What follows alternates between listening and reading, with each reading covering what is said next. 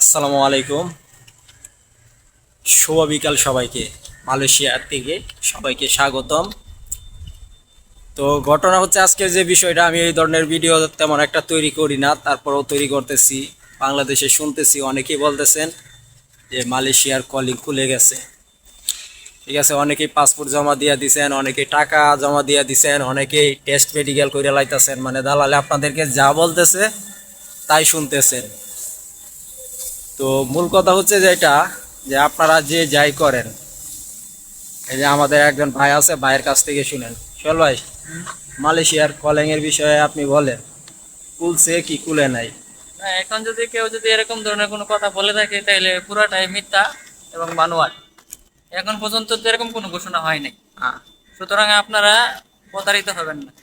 এই তো যারা ওই যে পাসপোর্ট, তারপরে টাকা, মেডিকেল, বিভিন্ন কিছু নিয়ে দৌড়াদৌড়ি করতেছেন, এইগুলা সব পাও বুয়া। এখন পর্যন্ত ওইগুলা চালু হয় নাই। ঠিক আছে, মানে কলিংয়েই চালু হয় নাই, তাহলে মেডিকেল কিভাবে চালু হবে? কোনো কিছুই চালু হয় নাই, মেডিকেলও চালু হয় নাই, তারপরে কলিংও চালু হয় নাই। আপনারা দালালের মিষ্টি কথা শুনবেন না। ঠিক আছে, মালয়েশিয়ার কলিং চালু হলে আপনারা এমনিতেই শুনতে পারবেন। আপনার আশেপাশের যে প্রবাসী আছে মালয়েশিয়াতে, তাদেরকে জিগাইলেই আপনি বুঝতে পারবেন যে মালয়েশিয়ার কলিং কুইলা ফেলছে।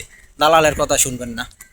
দালালের কথা শুনে আপনি টাকা জমা দিয়ে রাখবেন, দেখবেন যে তাদের পিছনে আপনার ঘুরতে হবে। এখন পর্যন্ত কোনো কিছুই হয় নাই, এটাই ফাইনাল কথা। সবাই ধৈর্য সহকারে থাকবেন। আহ এই হচ্ছে মানে আমাদের কথা আর কি। যেহেতু আমরা প্রবাসী, আমরা আমাদের পক্ষ থেকে যেটা বলার, যেহেতু আপনি একজন প্রবাসী হবেন, প্রবাসী আসতে চাইতেছেন, এখানে আইসা যাতে প্রতারিত না হন বা কোনো দালালের ফাঁদে না পড়েন, সেজন্যই কিন্তু আমাদের এই উপদেশটা, এই ভিডিওটা। তো আপনারা সবাই, আমি এখনও বলতেছি যে মালয়েশিয়ার কলিং এখন পর্যন্ত খুলে নাই, কোনো কার্যক্রম শুরু হয় নাই। তবে অবশ্যই খুলবে, এটা ঠিক যে খুলবে। তো সবাই ভালো থাকবেন, সুস্থ থাকবেন। আল্লাহ হাফিজ।